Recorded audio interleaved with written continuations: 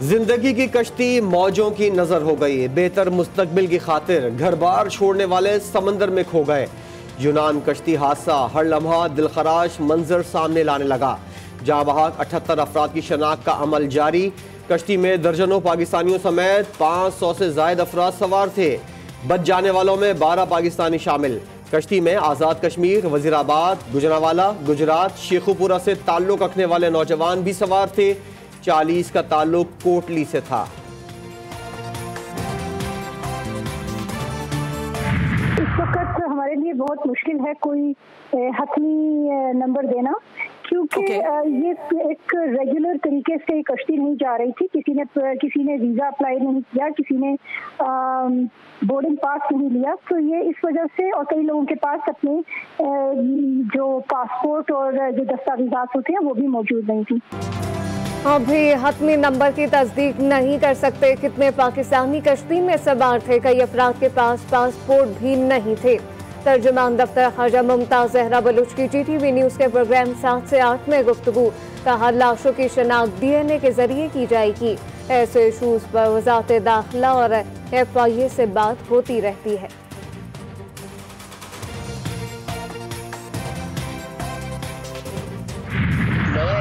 बाबा Arshad doctor Mohsin Sanyal ये सारे मुंडे फौत हुई है। असर गुड़े ला बाकी सारे मुंडे जड़ा इन्होंने कोई खबर नहीं। जड़े मुंडे बचे हैं असा 104 मुंडे बचे 800 जो 104 बंदे जो मैं बैद अंदा बाकी सारे मुंडे कोल इत्थे भी हैं, क्योंकि 104 बंदे जड़े बचे उन्होंने जो पूरे जिन्हें बाडियां लभियां उन्होंने हले वेरिफिकेशन को नहीं हुई। समंदर की बिफरी मौजें पुराने दोस्तों को भी न जाने कहां बहा कर ले गईं। कुछ मिल गए, कुछ का कुछ पता नहीं। कश्ती हादसे में जिंदा बच जाने वाले कोटली के हसनैन और उबैद का अपने दोस्तों से राबता। उबैद ने बताया घर वालों से राबता नहीं हो पा रहा, सिर्फ हम 2 लड़के जिंदा हैं। हमारे ग्रुप के अरशद, मोहसिन, सनियाल, शमरेज, नासिर समेत सब लोग लापता हैं। हसनैन ने तहसील खोई रट्टा के इलाके बंडली के साजिद असलम की मौत की तस्दीक कर दी।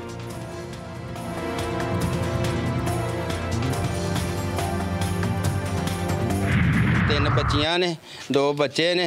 एजेंट ने मेरे नाल जिहड़ी गल कीती, उन्हें आख्या 23 लाख रुपया लांदा इत्थों सीधा लीबिया जाएगा, हवाई जहाज से जाएगा। लीबिया तो भी सीधा इटली हवाई जहाज से जाएगा। सब कुछ लुटाकर अपना जवान बेटा खो दिया। कुछ नहीं चाहिए, सिर्फ बेटा वापस चाहिए। मजबूर बाप की दोहैया। यूनान कश्ती हादसे में जान बहक होने वालों में सियालकोट के नवाही इलाके चंदन का 27 वर्ष काशिफ बट भी शामिल। काशिफ बट 5 बच्चों का बाप है। काशिफ के वालिद का कहना है कि काशिफ को इटली भेजने के लिए असलम नामी एजेंट को 23 लाख रुपए दिए। FIA का एक मुलाजिम भी एजेंट असलम का पार्टनर है।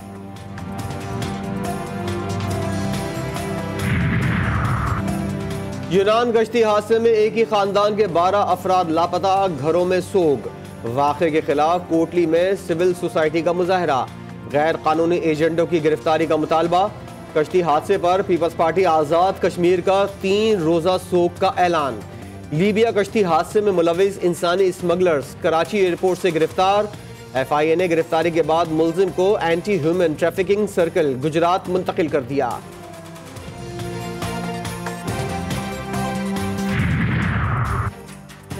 वज़ीर आज़म शहबाज शरीफ का यूनान कश्ती हादसे पर अफसोस का इजहार। जिम्मेदारान को कैफर किरदार तक पहुँचाने का आज़म। कहा मेरी दुआएं सोगवार खानदानों के साथ हैं। हमारे सफारतखाने ने 12 बचने वाले पाकिस्तानियों की शनाख्त कर ली। वज़ीर आज़म आज़ाद कश्मीर चौधरी अनवारुल हक का यूनान कश्ती हादसे में जानी नुकसान पर गहरे रंज और गम का इजहार। हादसे में जान बहक पाकिस्तानी अफराद के लवाहिकीन से इजहार ताज़ियत। लीबिया से यूनान जाते हुए पाकिस्तानी वो दरियाब में डूब गए हैं। ये भी रिपोर्ट आने चाहिए हाउस में कि ये इंसानी स्मगलर कौन हैं, उनके खिलाफ कार्रवाई क्यों नहीं होती। कौमी असम्बली में भी यूनान कश्ती हादसे की गूंज। मौलाना अब्दुल अकबर चित्राली ने कहा लीबिया से यूनान जाने वाले 310 पाकिस्तानी डूब गए। वज़ीर दाखिला ऐवान को एतमाद में लें। स्पीकर कौमी असम्बली का वाक़े की तहकीकात करके जिम्मेदारान को सजा देने का मुतालबा। ये बिल्कुल गलत है। लीगल तरीके से जाएं, अपने डॉक्यूमेंट्स पूरे करें और आपकी इज्जत भी होगी और आपकी हिफाजत भी होगी। जान किसे नहीं प्यारी। हर बंदे को प्यारी है, तो लीगल तरीका ही इस्तेमाल करना चाहिए, क्योंकि अनलीगल तरीके में तो आपको पता है खतरा ही खतरा है। बेशक कमाने मुल्क से बाहर जाओ, लेकिन खुदारा अपनी जिंदगी दांव पर न लगाओ। कौम के लोगों का पैगाम कहते हैं कि 4 पैसे ना बचाओ, कानूनी तरीके से बैरून मुल्क जाओ। कलर कहार में भी अफसोसनाक वाकया। ट्रैफिक हादसे में 12 अफराद जान से गए। जान बाग होने वालों में खवातीन और बच्चे भी शामिल। हादसे का शिकार बदकिस्मत बस रावलपिंडी से लाहौर जा रही थी। हादसे में 24 अफराद जख्मी भी हुए। लाशों और जख्मियों को अस्पताल मुंतकिल कर दिया गया। पुलिस के मुताबिक हादसा बस का टायर फटने की वजह से पेश आया।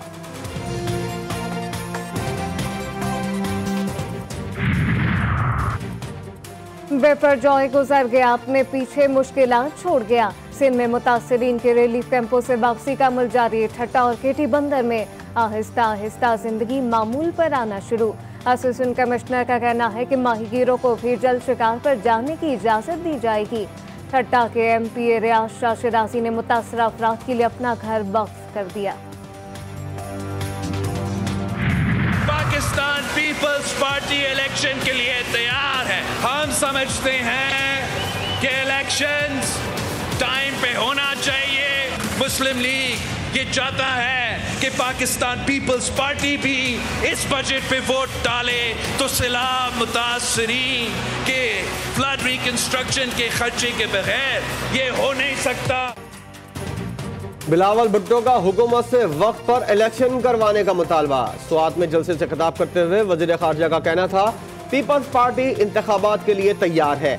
इत्तेहादी भी हिम्मत करें। अपने ही इत्तेहादियों को धमकी भी दे डाली। बोले, सैलाब मुतासरीन की बहाली के लिए पैसा नहीं मिला तो पीपल्स पार्टी बजट मंजूर नहीं होने देगी।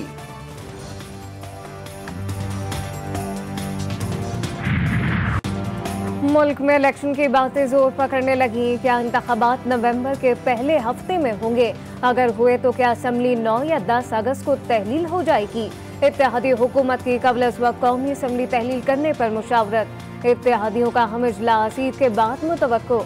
नवाज शरीफ ने शहबाज शरीफ को लंदन तलब कर लिया। दोनों रहनुमाओं की मुलाकात 22 जून को होने का इम्कान।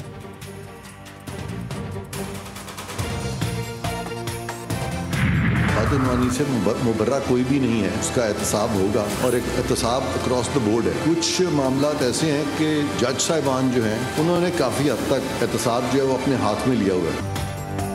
वज़ीर-ए-आज़म के मामून खुसूसी इरफान कादिर कहते हैं, कोई बदनवानी करता है तो फिर इस्तिस्ना नहीं मिलेगा। इस मामले पर आइन में कोई अबहाम नहीं। जजेस पर इल्जामात का फैसला भी जल्द होना चाहिए। प्रेस कॉन्फ्रेंस में उनका कहना था कि सियासतदानों और ब्यूरोक्रेसी का एहतसाब मुख्तलिफ इदारे करते हैं। एहतसाब से मुतालिक पाकिस्तान के आइन में अबहाम नहीं।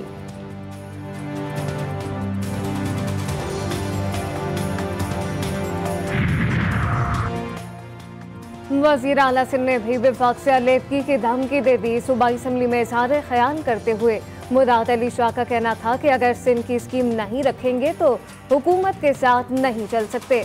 कराची की स्कीम पे पैसे रखना होंगे। उनका कहना था कि कल वज़ीर आज़म से मिलकर आया हूँ, हमने कहा कि सिंध के साथ ज्यादती नहीं होने देंगे।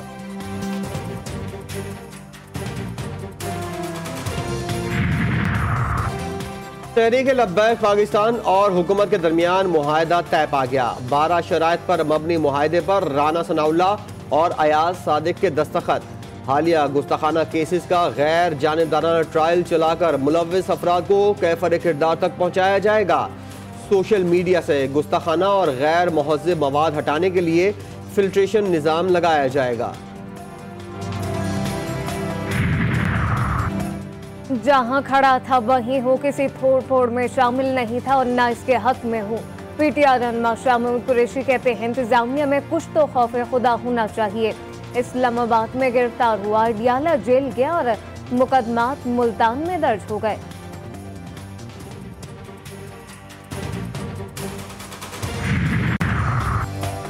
मैंने राना सनाउल्लाह को जेल में नहीं डाला था, ANF ने उन्हें गिरफ्तार किया था। साबिक वफाकी वजीर शहरियार आफरीदी की मीडिया से गुफ्तगू।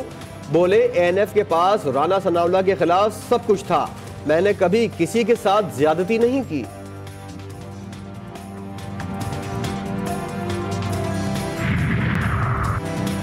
तहरीके इंसाफ ने 9 मई को रियासत के खिलाफ बगावत की। उनका प्लान था कि 9 मई को हमले करके रियासत को यरगमाल बना लेंगे। वफाकी वज़ीर दाखिला राना सनाउल्लाह की मीडिया से गुफ्तगू, बोले बदकिस्मती और बदबख्ती उनकी ये कि 9 मई को अपने अंजाम को पहुँच गए। महकमा दाखिला पंजाब का 9 मई के शरपसंदों का जेल में ट्रायल करने का फैसला। तमाम शरपसंदों के जेल में ट्रायल की मंजूरी दे दी। समरी सूबाई काबीना को भेज दी।